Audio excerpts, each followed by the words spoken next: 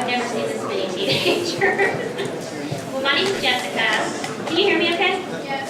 Okay. My name is Jessica, and I am a volunteer with PATH, and PATH is Post-Abortion Treatment and Healing. I'm also a parishioner here, and I'm a licensed professional counselor. And Chrissy, as you all know, right? Woo! Give it up for Chrissy! Chrissy has agreed to help with this presentation, and tonight we're going to be talking about abortion because a couple of days ago was Roe v. Wade, the 37th anniversary of Roe v. Wade, which legalized abortion. Did any of you go to the Capitol for that? No takers? All right. Well, we're going to be talking about abortion. How many of you are totally over hearing about this topic? It's okay to be honest. Raise your hand if you're like done. It's been beaten in your head. Okay. And how many of you are done kind of with the whole sex talk? I appreciate your honesty. Okay. Well, look, what we're going to do tonight is we're going to talk about how someone makes the decision to abort. Okay? Because there's a lot of things that go into that, and we're going to talk about some hot topics. Let me go ahead and ask you real quick before we get started.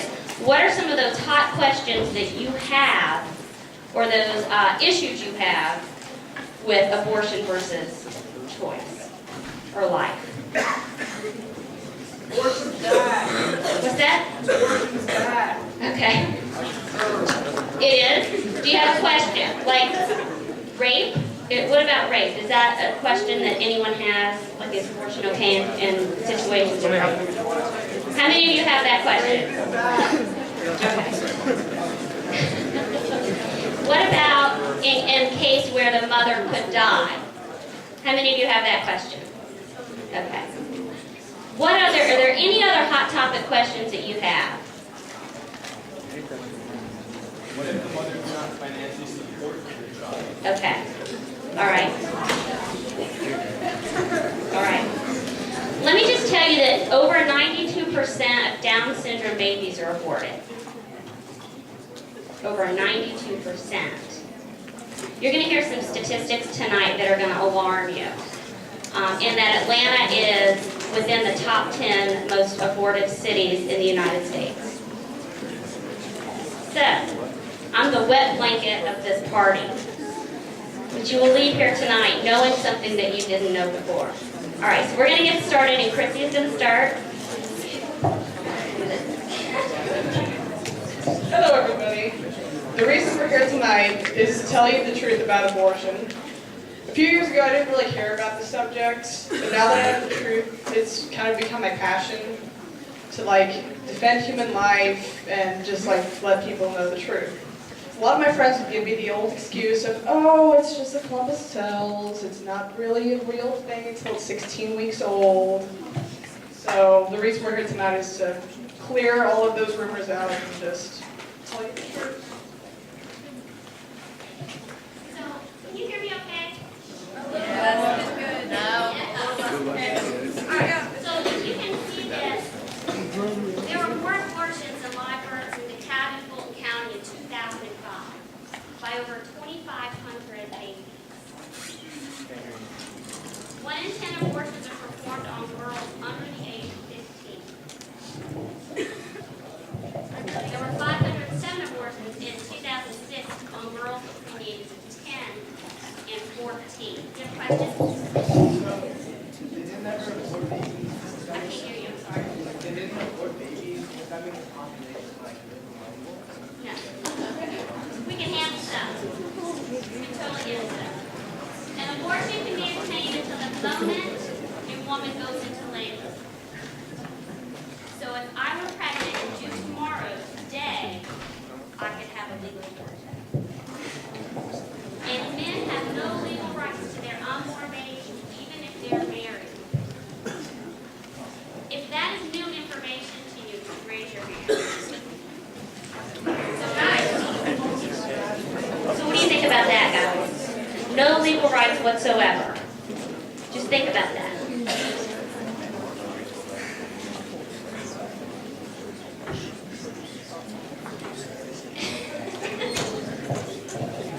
The actual truth. At day 1, all human chromosomes are present and a unique life form begins. At day 22, the baby's heart begins to beat with the child's own blood, often a different type than the mother's. At week 6, brain waves can be detected, a child's mouth and lips are present, and figures begin to form. At week 8, every organ is in its place, bones are unique, and fingerprints are beginning to form. At week 17, a baby can now have dream sleep. Since 1973, there have been nearly 52 million abortions performed in the United States alone. For every 1,000 live births, there are 288 abortions. There are more than 138,000 second and third trimester abortions performed annually.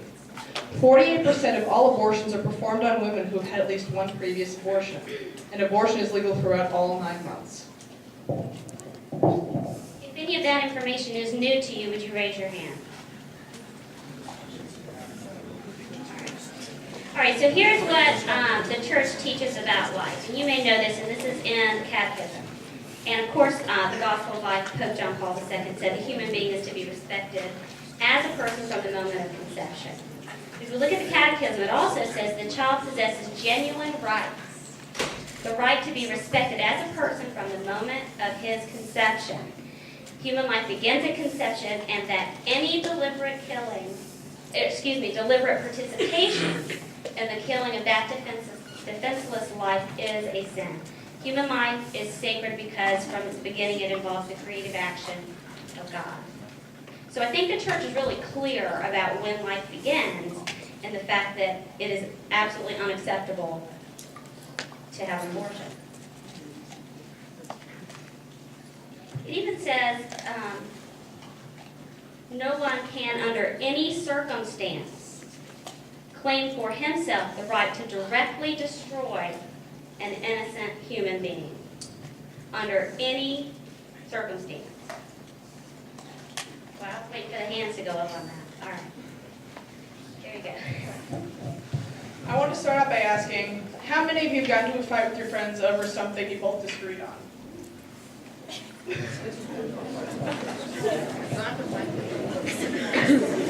Have you ever gotten into a big fight with your friends over something that concerns life and death? Well, I have too. Last year, my friends were so happy and excited about President Obama being the next president. I wasn't too keen on it. But they were just like talk about him and how great he was, how amazing he was, and I was kind of sit down and not really saying anything. And then we just started fighting. So one day my mom had EWTN on, and I saw this commercial, and it really never got into my brain that this actually made sense. But this commercial started out with a sonogram of a baby, and the first thing that came on the screen was, "This child's future is a broken home. He will be abandoned by his father. His single mother will struggle to raise him. Despite the hardships he will endure, the child will become the first African American president." President Obama is the most pro-choice president that has ever been in office, but his own mother chose life. The commercial was actually rejected by CNN and NBC just because it spoke the truth. Anyway, I decided it would be a good thing to show my friends who loved Obama this commercial, so maybe it would change their minds. But actually, they got even madder, and they gave me all these excuses. And here are some examples of the excuses. A, I'm pro-choice homie. I wouldn't watch this video, but I'm way too lazy to actually watch it and pay attention. Pro-choice man, what happens when you get raped and get pregnant and have to look at your raped baby every day? And no, having fingernails does not make it living. Well, how about if the mother knows that having the baby will kill her, and it's pointless to bring religious points in a political situation in a country based on the separation of church and state? Not to say that America keeps them all separate. You don't have to abort if you don't want to, but other people that don't have their values limited by religious beliefs may have that choice. You ask what the rights do to have to decide on who lives and who dies. I ask, what is the right we have to tell other people what they have to do with their body? Having fingernails does not make them living? What kind of barbaric society do we live in? That's all I have to say. People are dying every day. And it has nothing to do with the separation of church and state. It has to do with the fact that innocent lives are being murdered every day just because it's the most convenient thing to do with it instead of doing the responsible thing and either putting it up for adoption or raising it yourselves. All right, so we're going to talk about crisis and confusion. And let me just say that, one of the statements made was, you don't have to have an abortion if you don't want to, but what if you're a minor and your parent is telling you you're going to do this? What do you think about that? Any thoughts? Not good. You're the not good guy. I like that.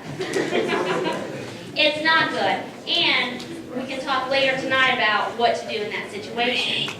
Okay? Because even though you're not legally an adult, you still have rights, and your baby does too. You just have to get the support of those who can help you. All right, so let's talk about crisis and confusion. So teens have little power and a lot of outside influence.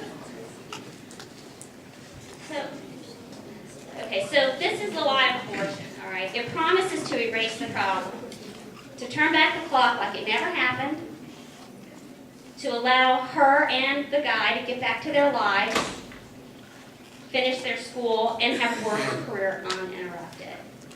Okay, also, because it's legal, I think it's, and I could be wrong on the statistic, but like 97% of the people think, in America think that if it's legal, then it means it's moral. Okay? So, simply because abortion is legal, people think it's okay. All right, so this is what happens in her mind. And look, if you guys have questions, you can raise your hand and ask them. Don't be, yes. All right.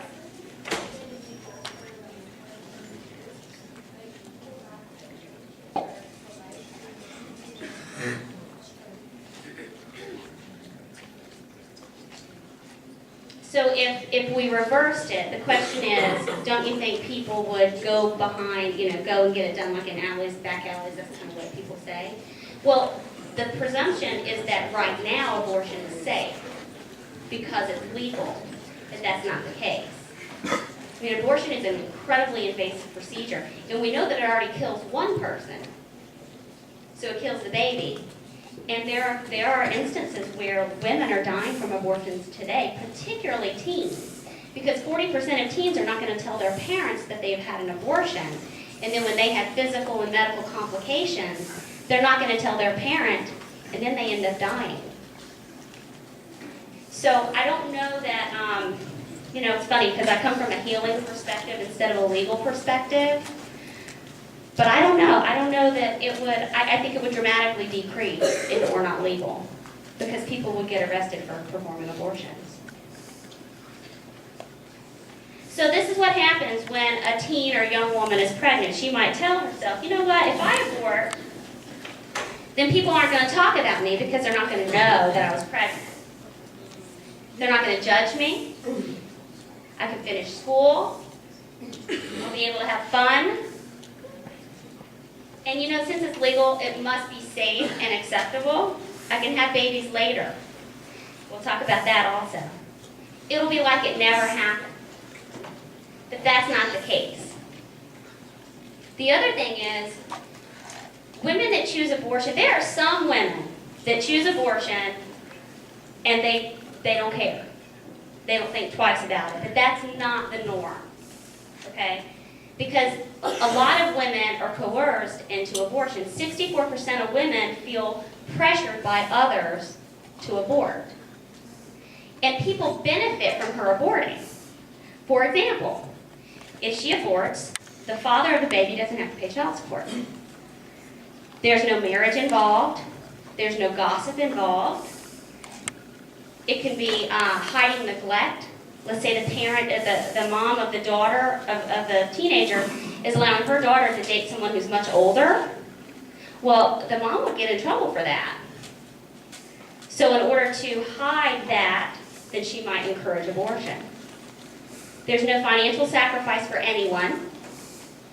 Preserves the family reputation. You don't have to interact with those other people. And there's no other sacrifice. Do you see how that would happen? How abortion lures people in by these kind of promises? And anyone at all who helps her is jointly responsible for the death of her child. So, anybody who is silent, if someone